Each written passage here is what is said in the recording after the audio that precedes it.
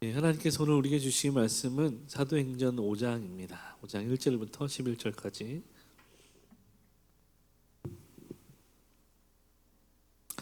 네, 하나님의 말씀 사도행전 5장 1절로 11절까지 우리 교독하고 11절 함께 읽도록 하겠습니다. 아나니아라 하는 사람이 그의 아내 삽비라와 더불어 소유를 팔아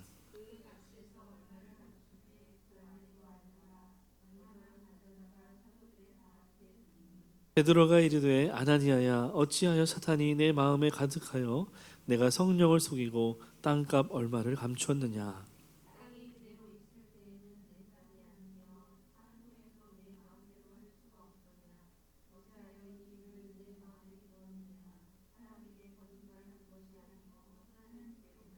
아나니아가 이 말을 듣고 엎드러져 혼이 떠나니 이 일을 듣는 사람이 다 크게 두려워하더라.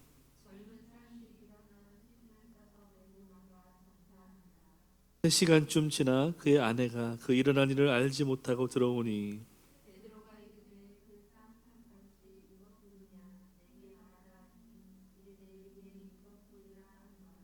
베드로가 이르되 너희가 어찌 함께 꾀하여 주의 영을 시험하려 하느냐.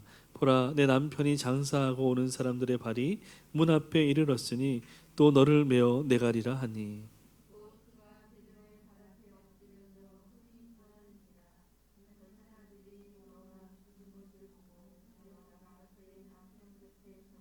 있습니다. 온 교회와 이 일을 듣는 사람들이 다 크게 두려워하니라. 아멘. 네, 한 번 더 기도하겠습니다. 좋으신 하나님 감사합니다. 하나님 오늘도 우리가 주님 말씀 앞에 겸손히 서기를 원합니다. 우리 안에 듣는 귀를 허락하여 주시고 주의 말씀을 예와 아멘으로 듣고 우리 삶 가운데 그 말씀으로 말미암아 열매 맺으며 살아갈 수 있도록 주님 인도하여 주옵소서. 감사드리며 예수님의 이름으로 기도합니다. 아멘. 여러분 오늘 우리가 사도행전 이제 12번째 시간입니다. 오늘은 교회는 성령으로 충만한 공동체입니다 라는 제목으로 우리가 좀 말씀을 나누기를 원합니다. 올해 한국 교회 전체 전반적으로 이제 로잔 대회도 하면서 겸해서 교회 갱신을 목표로 이렇게 열심히 한국 교회가 달려가고 있는데요. 그런 측면에서 한국교회 꽤 많은 교회들이 사도행전을 함께 보고 있습니다. 왜냐하면 이제 우리가 본받고 모델로 삼아야 될 교회의 원형, 그 교회의 출발이 이 사도행전에 있기 때문에 그렇습니다. 그래서 우리가 그 같은 맥락 안에서 또 마가교회도 세워져 가는 교회로서 하나님 앞에 건강한 교회로 세워져 가기 위해서 또 우리 자신들이 하나님 앞에 건강한 교회로 세워져 가기 위해서 우리가 사도행전을 계속 상고하고 있는데요. 말씀을 듣고 또 여러분 개인적으로 묵상하고 읽으면서 교회에 대한 마음들이 좀 많이 일어났으면 좋겠습니다. 그래서 제가 제목도 일부러 이제 교회는 어떤 것이다라고 계속 이렇게 의도적으로 잡고 있는데요. 좀 기억하시면서 할 수 있기를 바라요. 여러분 한번 따라해 주시겠습니까? 교회는 성령으로 충만한 공동체입니다.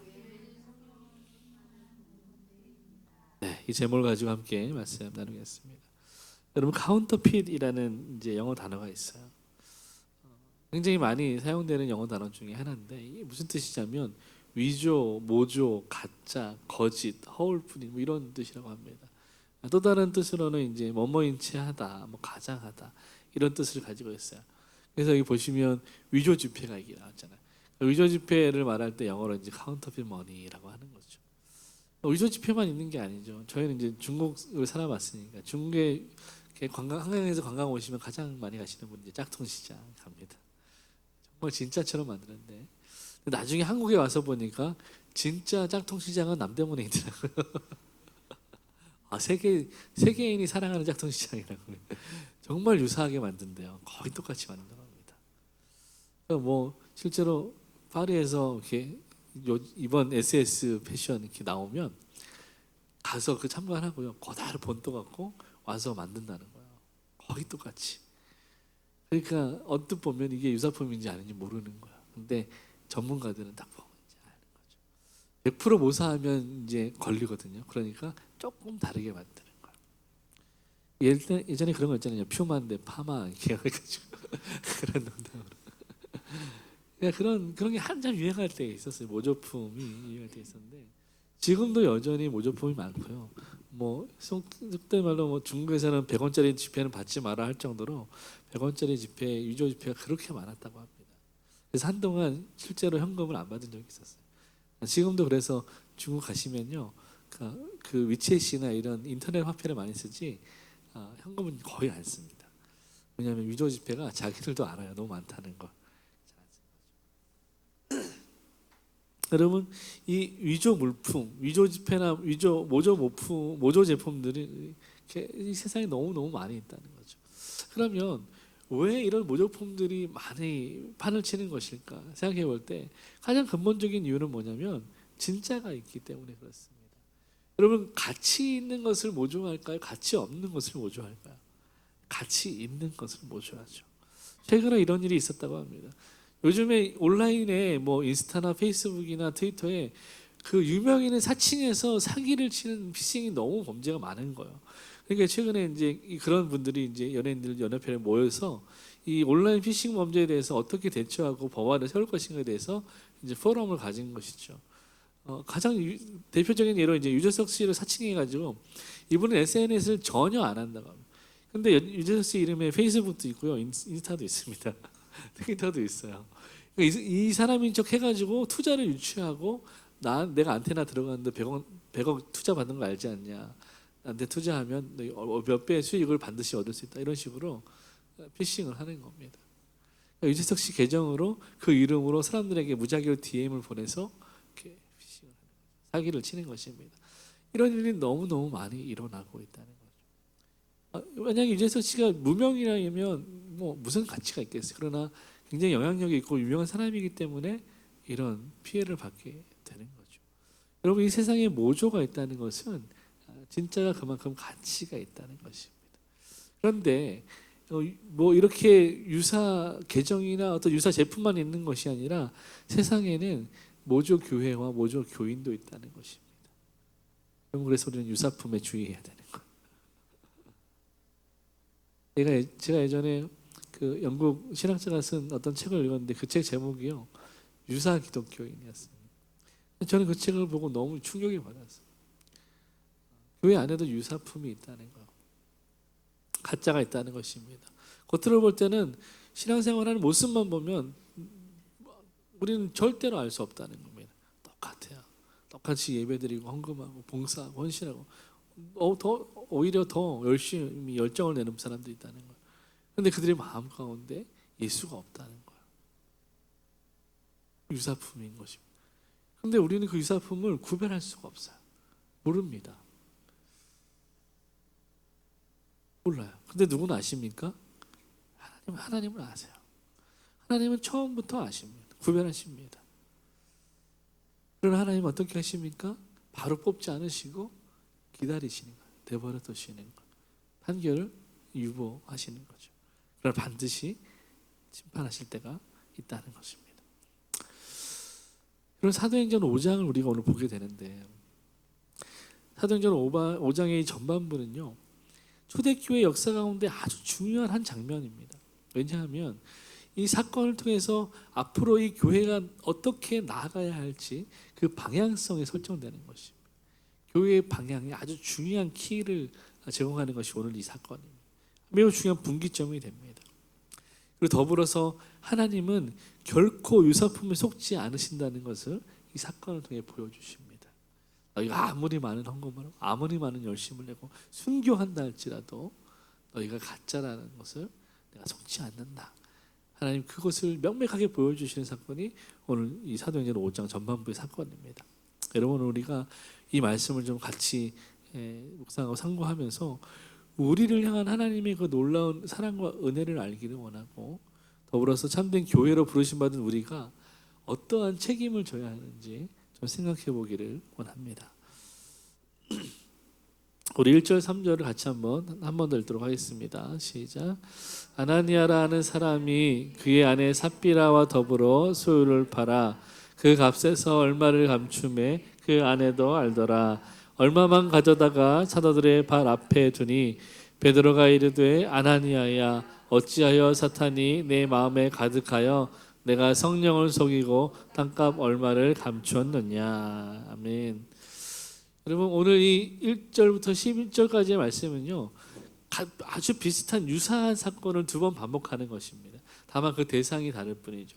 아나니아가 먼저, 그리고 그 다음에 삽비야. 근데 그 방식과 어떤 순서는 똑같습니다. 그래서 우리는 아나니아 사건을 중심으로 좀 살펴보도록 하겠습니다. 여러분 초대교회의 특징이 뭐냐면, 초대교회의 특징은 자기의 소유를 나누어주는 덕스러움에 있었다는 것입니다.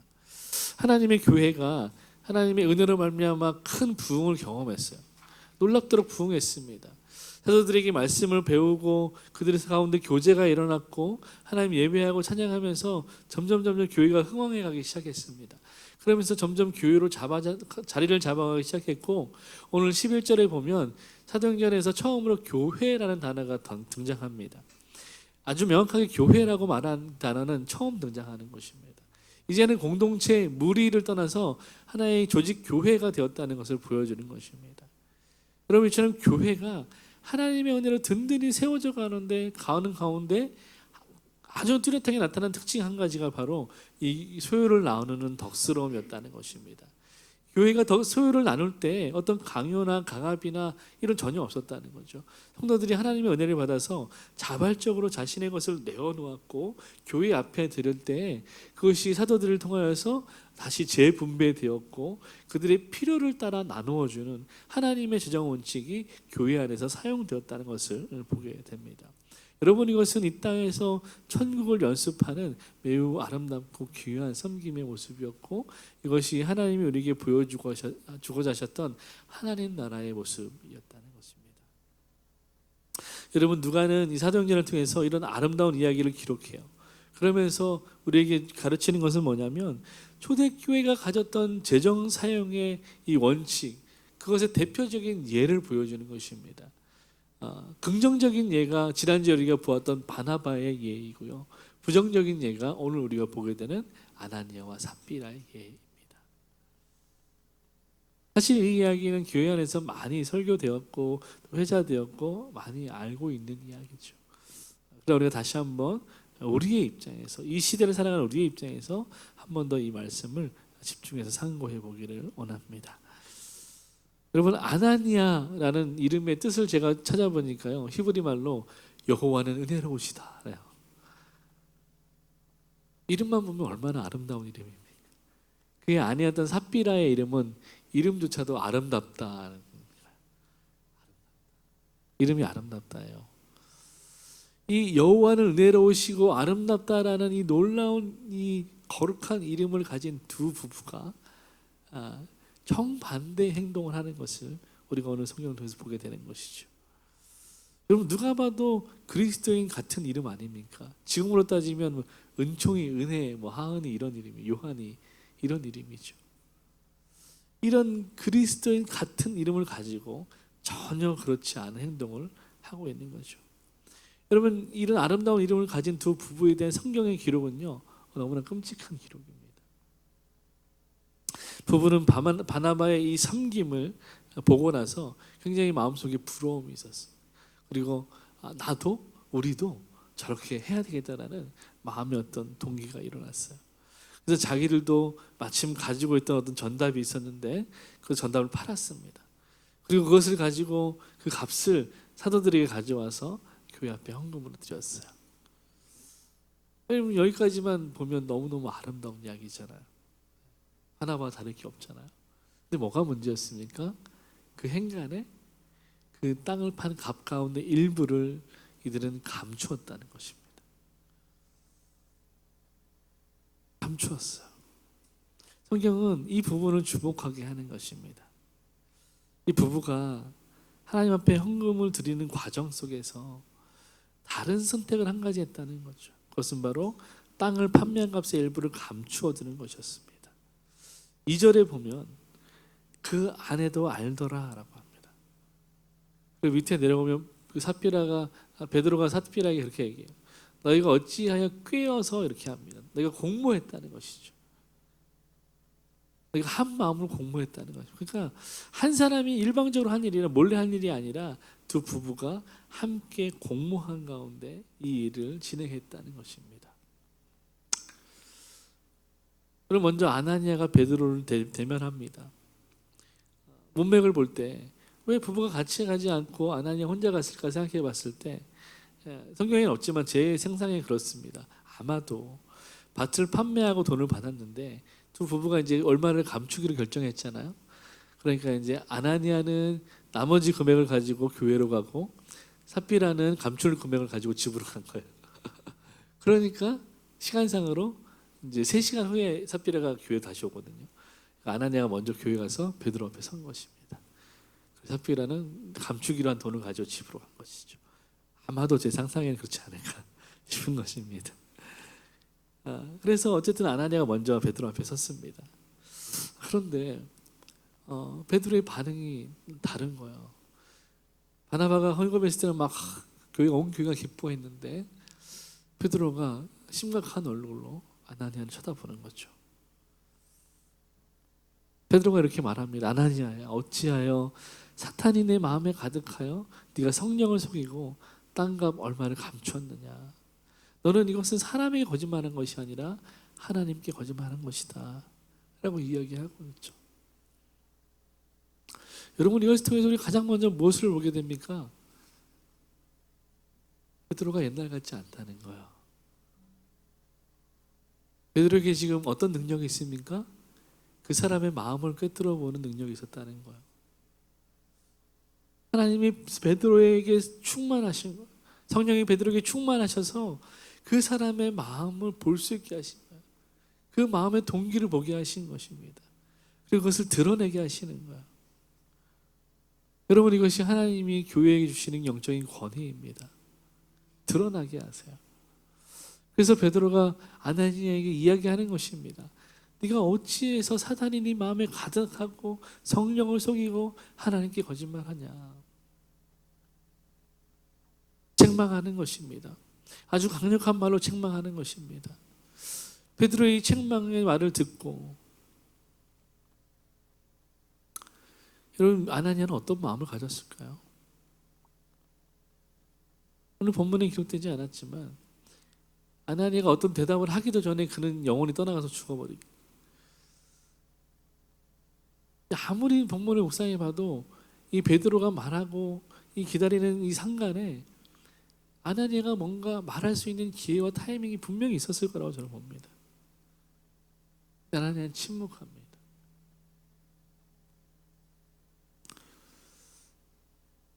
그를 책망하는 베드로를 보면서, 사도를 보면서 죄를 고백하지 않아요.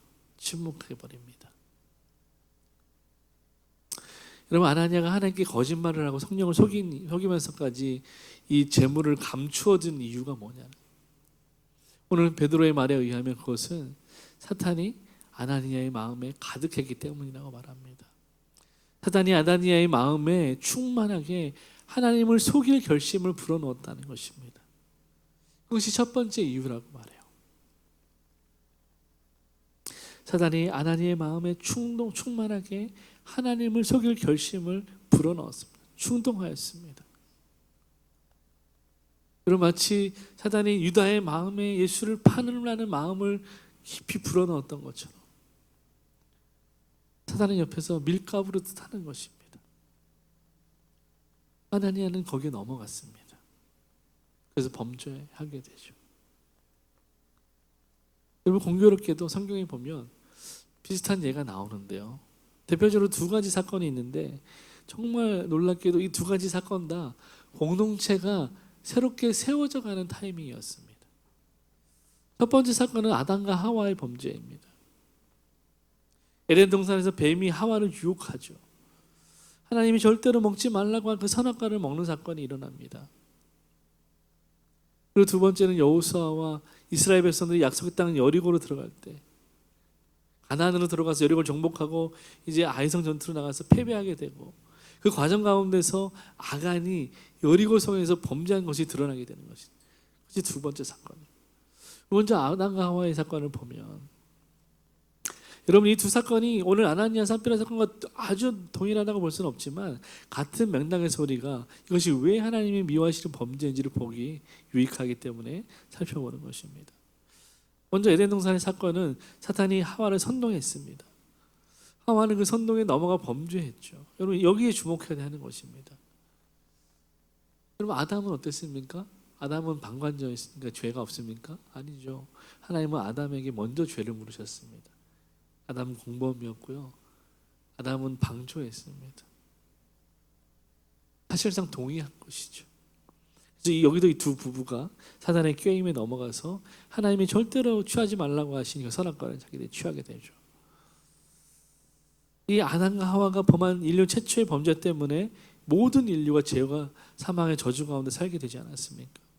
여러분, 우리가 주목해야 하는 것은 이 사건에 대한 첫 번째 하나님의 심판, 판결입니다.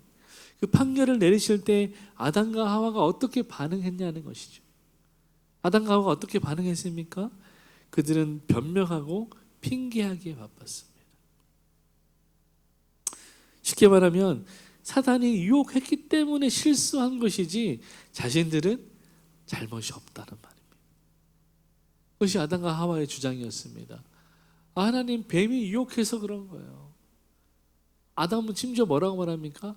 하나님, 왜 여자를 나한테 줘가지고 이렇게 실수하게 하십니까? 변명하는 거죠. 누구 때문이라고 말하는 거야? 하나님 때문이라고 말하는 거야. 뱀 때문이라고 말하는 거야. 자기는 실수한 거지 죄가 아니라는 거야.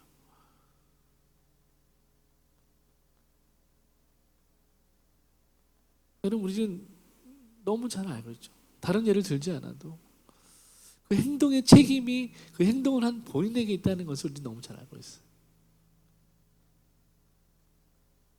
아무리 사단이 충동한다고 해도 그걸 다스리지 못하고 행동으로 실행했다면 그것은 그 실행한 그 사람의 죄가 되는 것입니다.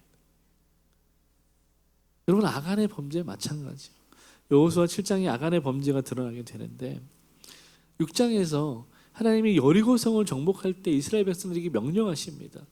이 여리고성에서 나는 모든 것은 다 하나님께 제물로 드려야 하는데 특별히 은금과 동철은 다 여호와께 구별된 것이다. 그러니 그것을 여호와의 곳간에 드리라 지정해서 말씀하셨어요. 그런데 7장에 보면 아간이 어떤 범죄를 합니까? 아간이 이렇게 고백해요. 내가 노력한 물건 중에 신할산의 아름다운 외투 한 벌과 은 200세겔과 무게가 50세겔 나가는 금덩이 하나를 보고 탐내어 가졌나이다. 내가 그것을 내 장막 땅속에 감추었나이다. 하나님이 지명하셔서 여호와의 곳간에 드리라고 말씀하신 것을 아간이 취하여서 자기 곳간에 드린 것입니다. 명백하게 하나님께 정면으로 도전한 것입니다. 하나님이 하지 말라고 하신 일에 정면으로 도전한 것이죠. 여러분, 아담이 왜 이와 같은 죄를 지었다고 말합니까? 내가 그것을 보고 탐내어서. 여러분, 하와도 마찬가지였습니다. 뱀의 말을 듣고 선악과를 보니까, 그전엔 몰랐는데 뱀의 말을 듣고 선악과를 보니까 어땠습니까? 먹음직도 하고 보암직도 하고 지혜롭게 할 만큼 탐스럽다라고 말합니다. 여기도 탐이 나와요. 아간에게도 탐이 나와요.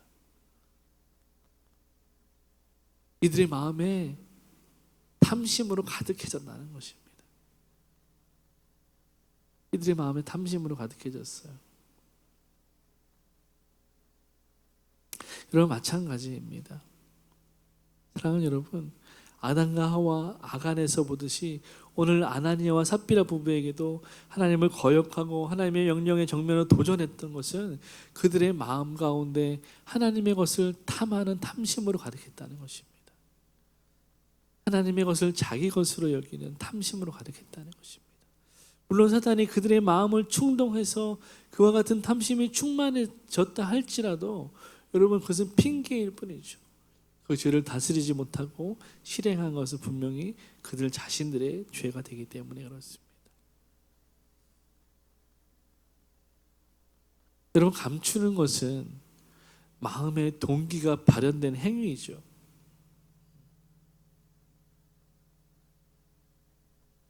이 아나니와 삽비라가 이 사단에게 영향을 받았지만 그 책임이 직접적으로 이 부부에게 있다는 것은 이 마음의 동기가 이 부부를 통해서 발현됐다는 것입니다. 그들의 마음의 동기는 탐심이었어요. 그러나 그 동기로 끝나지 않고 그것이 실행으로 나타났다는 것입니다. 이것이 문제이죠. 물론 하나님은 우리에게 마음으로도 죄짓지 말라고 하셨지만 그 마음의 동기가 선하지 않았다는 것을 보게 되는 것이죠. 그 탐하는 마음, 그 실행으로 옮겨졌고 명백한 범죄로 나타나는 것입니다. 여러분, 그래서 우리는 이 부분에 좀 주목해야 되는 것입니다. 아나니아와 삽비라의 행동이 왜 하나님이 직격 심판할 정도로 큰 죄가 되는 것인가? 바로 여기에 있는 것입니다. 우리 같이 한번 읽어볼까요? 이들의 잘못된 행동이 사탄에게 영향을 받은 것이라 할지라도 그 책임이 직접적으로 아나니아와 삽비라 부부에게 있음이 분명합니다. 왜냐하면 두 사람의 행동은 그들의 마음에서 나온 것이며 그가 불순종한 것이 그들의 마음이 하나님과 멀어졌기 때문입니다. 예. 그들의 행동이 사탄이 영향을 주었지만 그러나 직접적으로 그들이 그렇게밖에 할 수 없었던 이유는 마음에 가득한 탐심 때문이었고, 이것은 어디서 왔냐면 그들이 하나님과 멀어졌기 때문에 그들의 마음에 침투한 것이다 라고 말하는 것입니다. 여러분, 만약에 아나니아와 삽비라가 성령으로 충만하고 하나님과 친밀한 가운데 있었다면 결코 이런 탐하는 마음이 그들을 틈타지 못했을 것입니다. 사단이 그들을 틈타지 못했을 것이에요. 그러나 그들의 마음이 하나님과 멀어졌기 때문에 그 불순종할 불순한 마음을 사단이 집어넣게 된 것이죠. 충동하게 된 것이죠. 여러분, 이것이 극적인 차이입니다. 여러분, 그 당시에 교회는 어떤 공동체였습니까? 성령으로 충만한 공동체였습니다. 이 성령이 충만한 가운데 교회가 많은 기적들이 일어나고 사도들을 통해서 표적과 기사들이 나타나고 성도들 가운데도 많은 기적들이 일어나고, 그러니까 성도들이 자발적으로 은혜를 충만하게 받으니까 자기 것을 내어놓은 덕스러움이 있었던 것이죠. 그런데 아나니아 삽비라 부부는 어땠습니까? 성령이 아니라 그들 마음 가운데 탐심으로 충만하게 된 것을 보게 됩니다. 여러분, 교회는 성령으로 충만해야 돼요. 그래야 건강합니다. 그러나 교회가 탐심으로 충만할 때 오늘 아나니아와 삽비라처럼 범죄하게 되는 것입니다. 여러분, 이것이 그 부부의 결정적인 범죄 동기였어요. 이들이 탐심으로 충만했다는 것은 다시 말하면 이들의 헌금의 목적이 하나님의 영광이 아니라 자기들의 영광이었다는 것입니다. 자기들의 평판과 자기들의 사람들의 칭찬을 위해서 헌금을 드렸다는 것입니다. 이 부부의 헌금의 목적이 달랐다는 거예요. 여러분, 교회가 바나바가 자기 재산을 기꺼이 내어놓은 것은 하나님께 영광을 올려드리기 위한 것입니다. 하나님께 받은 은혜를 갚기 위한 것이었습니다. 그러나 이 부부는 그 목적이 달랐어요. 바나바가 칭찬받는 것을 보고 부러운 마음이 있었습니다. 나도 사람들에게 칭찬받고 싶다는 마음이 있었습니다. 그 마음 가운데, 그런 불순한 마음 가운데 사단이 역사하고 그 부부는 굳어져서 하나님 앞에 죄를 범하게 된 것이죠. 여러분, 다시 말해서 하나님이 아니라 자신을 높이는 목적으로 이 헌금을 드렸다는 것입니다.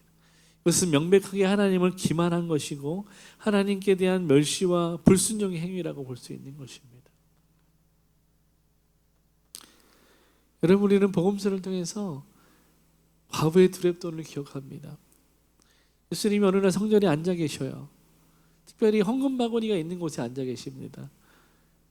근데 한 종교 지도자가 와서 동전으로 바꿔와서 11절 드리는데 막 짤랑짤랑 떨어지는 소리가 한참 들려요. 왜 그렇게 합니까? 사람들에게 내가 얼마나 많이 11조와 헌금을 드리는지 보라는 거예요.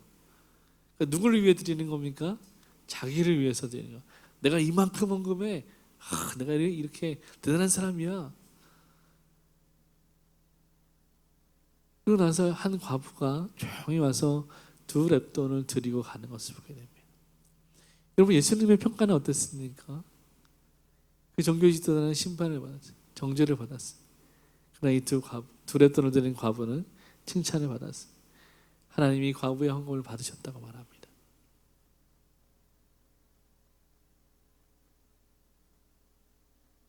여러분, 왜 예수님이 이런 판결을 내리셨을까요? 헌금을 드리는 목적이 무엇인가? 하나님을 예배하기 위한 것인가? 아니면 자기를 예배하기 위한 것인가? 여러분, 자신을 높이는 목적의 헌금, 그것은 명백하게 하나님을 기만하는 것이고 하나님께 대한 멸시와 불순종의 행위입니다. 여러분, 이것이 아나니아와 삽비라의 범죄의 동기, 그들이 심판받아야 할 동기였고 오늘 우리가 경계해야 될 범죄입니다. 여러분, 이것은 우리도 얼마든지 그럴 수 있어요. 꼭 막 대단한 많은 헌금을 하고 헌신을 해야지만 그런 것이 아니라 우리가 적은 것을 드려도 하나님 앞에 이런 잘못된 동기와 목적을 가질 수가 있다는 것을 우리는 경계해야 되는 것입니다. 하나님, 내가 이만큼 헌신했으니까 이만큼 복 주십시오. 하나님, 내가 이만큼 헌신할 테니까 이만큼 복 주십시오. 여러분, 이것이 바로 아나니아와 삽비라와 같은 잘못된 동기인 것입니다.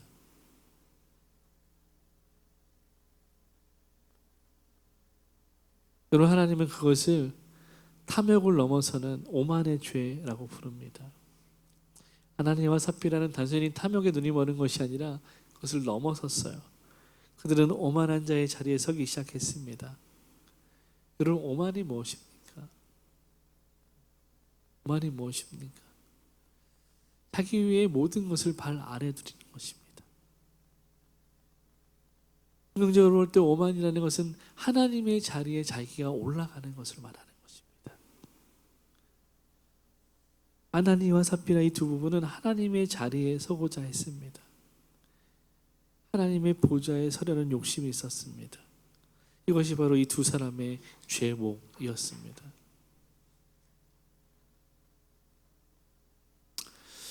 여러분, 결과적으로 보면 하나님의 심판이 즉각적으로 임하게 되는 것을 보게 됩니다.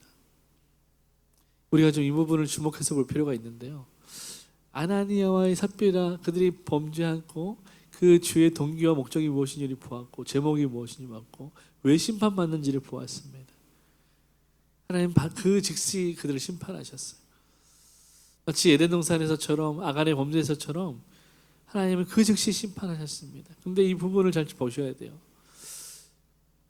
베드로가 이들을 정죄하거나 저주하거나 어떤 판결을 내리지 않습니다. 베드로는 어떻게 했습니까? 성령의 감동으로 그 사람 안에 있는 본심을 드러냈습니다. 숨겨진 사실, 은폐했던 사실을 드러냈습니다. 질문을 통해서 진리를 보게 했죠. 진리를 꺼내게 했죠. 베드로가 정죄하지 않았어요. 너 죽어라 이렇게 하지 않았단 말이에요. 너 심판 이렇게 내리지 않았습니다. 그럼 심판 누가 하셨습니까? 하나님이 하셨어요.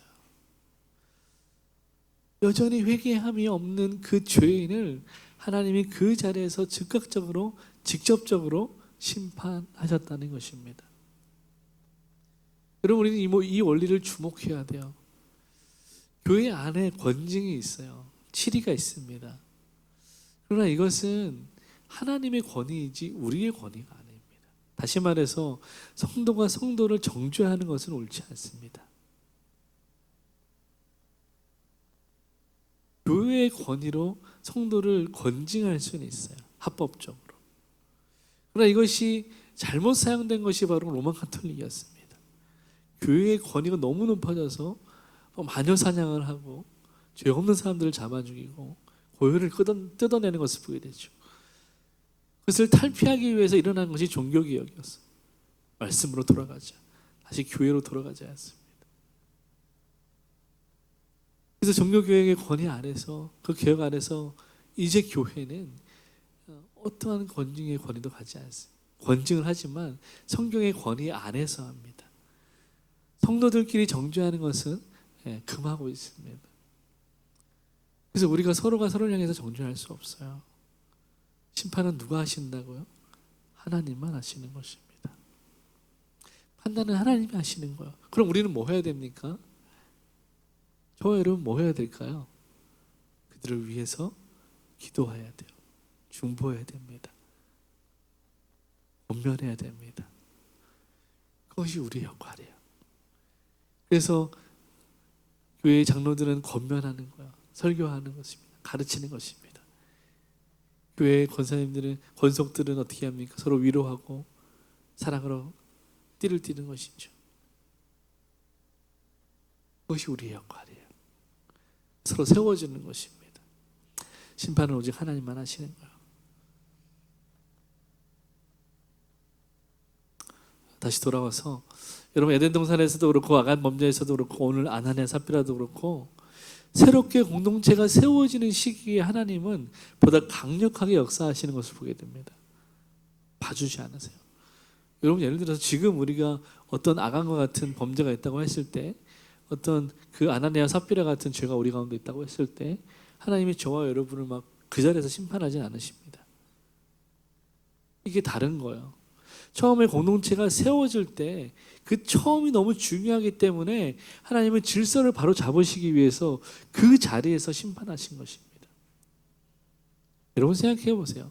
처음에 바로 질서가 잡히지 않으면 이 바르지 않은 질서가, 어긋난 질서가 계속되면, 굳어지면 어떻게 됩니까? 결국은 망가지게 되는 것입니다. 여러분, 제가 셔츠를 입는데 한 단추를 처음에 이렇게 꼈다고 생각해 보십시오. 그럼 어떻게 해야 돼요? 나중에 다 풀고 다시 해야 되는 거예요. 제가 가끔 아내한테 그런 얘기 들어요. 4학년인데 아직도 한글을 모른다는 아이들이. 아이들이 만약에 처음에 1학년 때부터 한글을 잘 쌓아왔다면 어떻게 되겠습니까? 지금 고생할 이유가 없죠.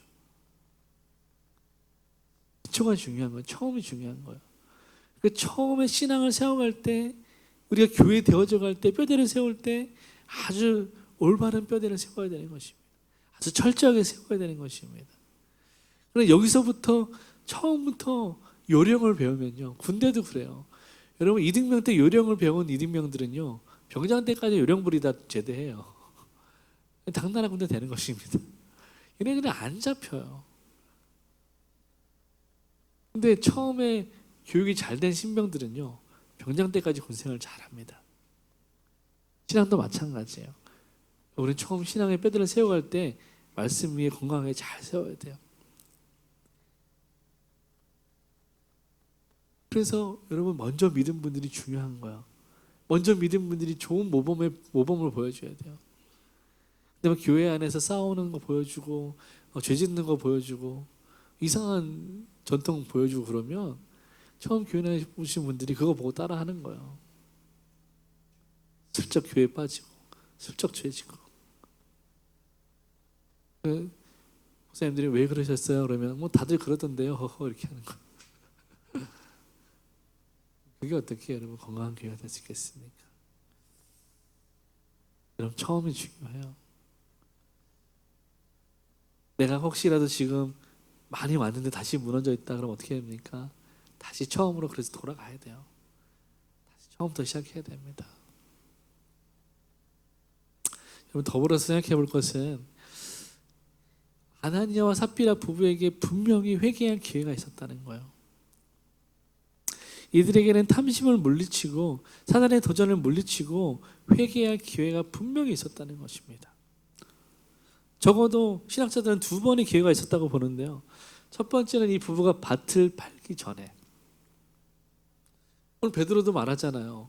네가 그 밭을 팔기 전에, 그리고 판 후에도 너의 소유인데, 네 마음대로 할 권리가 있는데 왜 이렇게 했냐라고 책망하지 않습니까? 밭을 팔기 전에 그들의 소유였어요. 그들이 어떻게 하든지 그들의 마음이었습니다. 그들의 권한이었어요.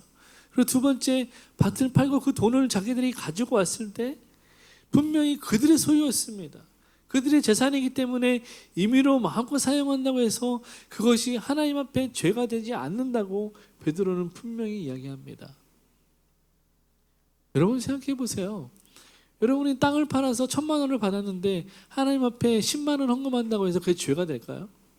아니요. 여러분, 만약에 하나님 그렇게 생각하신다면 여러분 잘못 생각하고 있는 것입니다. 하나님 그런 분 아닙니다. 제가 어릴 때 교회 다닐 때요, 월급 300만 원 받으시는 분이 11조 10만 원 하셨거든요. 원래 그러면 안 되잖아요. 10분의 1이니까. 근데 어느 날 목사님이 그런 얘기 하시는 거예요. 그분 저랑 개인적으로 이제 제가 질문을 했거든요, 목사님께. 그랬더니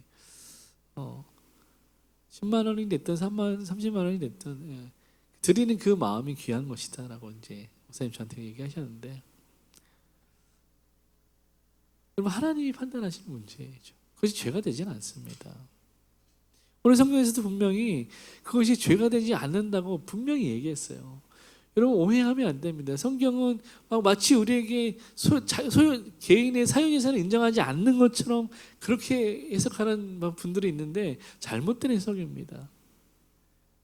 성경은 분명히 우리 사유재산을 인정하고 있어요. 분명히 여러분의 것이라고 이야기합니다. 그럼 뭐가 잘못된 것입니까? 뭐가 잘못된 것이에요?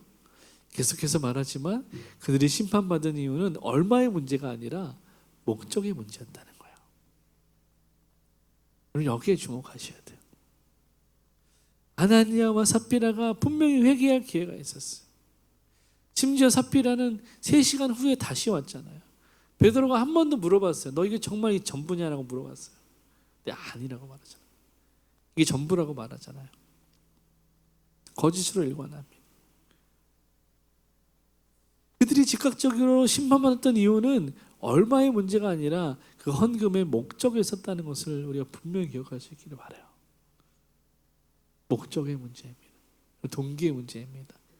여러분이 정말 그 기가 막힌 헌신을 하고 대단한 헌금을 하고 순교한다 할지라도 물론 그 동기와 목적이 중요해요.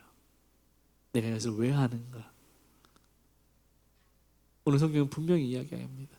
그 목적이 자기를 향하고 있다면 하나님만 못하다는 거예요. 그 분명히 어디를 향해야 된다고 합니까? 그 목적은 하나님을 향해야 되는 것입니다. 거기에 은혜가 있는 것이죠. 사랑하는 마가교회 성도 여러분, 교회는 성령으로 충만한 공동체입니다. 아나니아와 삽비라는 성령이 아니라 탐심으로 충만했기 때문에 그와 같은 죄를 행하였고 심판을 받았다고 오늘 성경이 이야기하고 있어요. 바울 사도는 이렇게 골로새 교회에 편지합니다. 그러므로 땅에 있는 지체를 죽이라. 곧 음란과 부정과 사욕과 악한 정욕과 탐심이니 탐심은 우상숭배니라. 여러분 바울 사도의 권면을 우리가 기억할 수 있기를 바라요. 바울이 말하는 이 땅에 있는 지체는 무엇입니까? 음란과 부정과 사욕과 악한 정욕과 탐심, 이것을 죽이라고 말하는 것입니다. 끊임없이 우리 가운데 올라온다는 거예요. 우리가 이미 거듭난 성도이고 하나님의 백성이고 믿음의 길을 걸어가고 있지만 그럼에도 불구하고 여전히 우리 삶 가운데 이런 것들이 불쑥불쑥 올라올 때가 있다는 것입니다. 그것을 누르라는 것입니다. 억제하고 절제하라는 것입니다. 그리고 한마디 더 첨언하죠. 탐심은 우상숭배다. 탐심은 단순히 욕심의 문제가 아니라 더 갖고 싶은 것의 문제가 아니라 그것은 우상숭배라고 말합니다. 다시 말하면 예배의 문제라는 것입니다. 여러분 그래서 우리는 이 땅을 사는 동안 말씀과 기도로 충만하고 하나님께 모든 것을 맡기고 기도하며 경건에 힘써야 하는 것입니다. 그렇지 않으면 우리는 나도 모르는 사이에 이 우상숭배에 빠지게 되는 것입니다. 여러분 그리스도인은 무엇으로 사는 사람입니까? 그리스도인은 세상 재물이 아니라 예수로 사는 사람들입니다. 예수로 사는 사람들이에요. 그런데 우리가 조금만 이 곁길로 가면 우리는 예수가 아니라 우상에 빠지게 되는 것입니다. 그 곁길로 가고 싶은 그 마음이 바로 탐심인 거야. 그 탐심이 발동하면 우리는 예수님이 아니라 우상을 섬기게 되는 것이죠. 자기를 높이고 자기에게 영광 돌리고 싶은 그 마음, 높아지고 싶은 마음, 그 마음이 바로 우상숭배가 되는 것입니다. 여러분 팀켈러 목사님이 내가 만든 시인이라는 책을 쓰셨는데요. 여기 또 카운터핏 갓이라는 책을 쓰신 거예요. 가짜 신이라는 거예요. 사람은 끊임없이 자기 안에서 우상을 만들어낸다는 거예요. 우리 팀켈러 목사님 책의 내용을 제가 좀 인용하겠습니다. 읽겠습니다. 우상이란 무엇인가? 무엇이든 당신에게 하나님보다 더 중요한 것이다. 무엇이든 하나님보다 더 크게 당신 마음과 생각을 차지하는 것이다. 하나님만이 주실 수 있는 것을 다른 데서 얻으려 한다면 그게 바로 우상이다. 무엇이든 당신이 그것을 보며 마음 깊은 곳에서 이렇게 말한다면 그게 곧 우상이다. 저것만 있으면 내 삶이 의미 있어질 거야. 나도 가치 있는 사람이 될 거야. 내가 중요해지고 안정감이 될 거야. 이게 바로 우상의 정체라는 것입니다. 여러분, 이 팀 켈러 목사님 말씀에 빗대어 보면 우리 안에 얼마나 많은 우상들이 있습니까? 여러분, 지금 시중에 나오고 있는 거의 대부분의 CF 광고가 여기에 집중하고 있어요. 당신은 이것이 없기 때문에 불행하다. 이것만 가지면 행복해진다. 삶이 의미 있어진다. 그게 광고 전략입니다. 우리 안에 있는 우상들을 끄집어내는 것이죠. 그러면서 팀켈러 목사님 책에 보면 우상의 목록을 대략 7가지로 이야기하는데요. 평생의 소원, 사랑, 돈, 성취, 권력, 문화, 종교, 이런 것들이 우상이 될 수 있다라고 말씀하십니다. 여러분, 이 우상의 목록을 좀 우리가 기억할 수 있기를 바라요. 여러분은 이 가운데 어떤 것이 여러분의 우상이 되고 있습니까? 나도 모르는 사이에 이런 것이 우상이 되어지는 거예요. 종교가 어떻게 우상이 될 수 있어요? 예, 종교도 얼마든지 우상이 될 수 있습니다. 예수 그리스도가 없는 기독교는 우상이 되는 것이죠.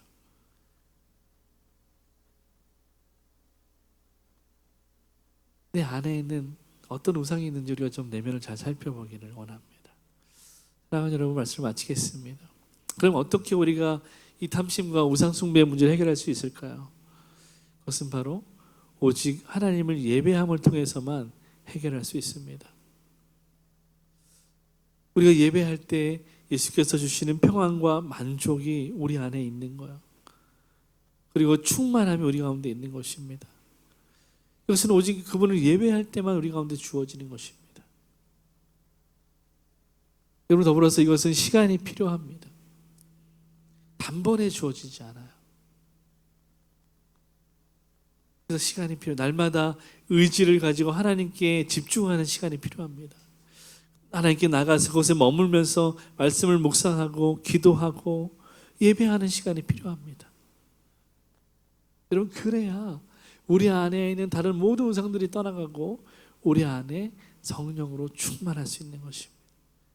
하나님의 은혜로 충만할 수 있는 것입니다. 그리고 그 힘으로, 믿음으로 주신 삶을 넉넉하게 승리하며 살아낼 수 있는 것입니다.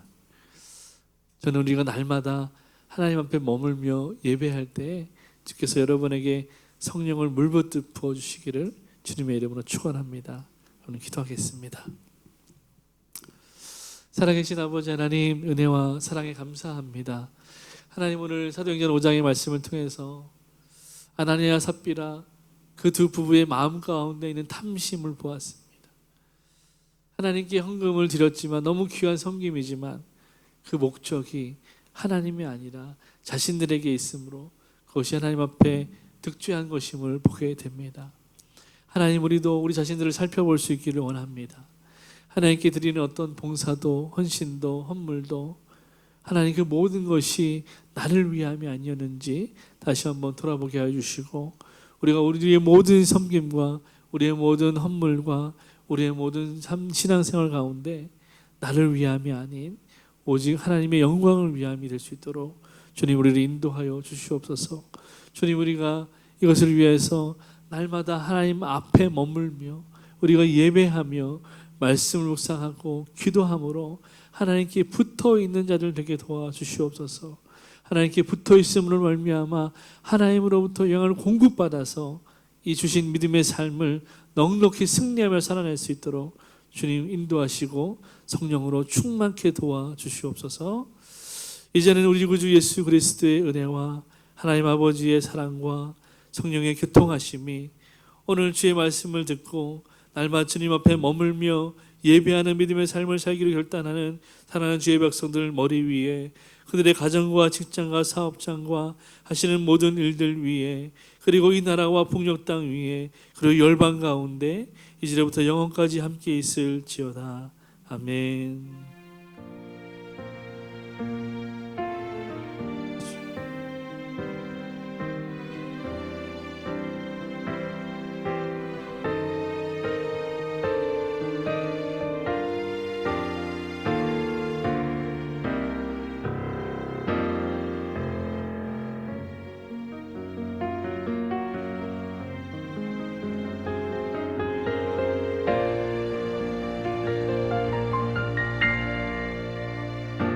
하나님께 감사의 박수 한번 드리겠습니다. 할렐루야.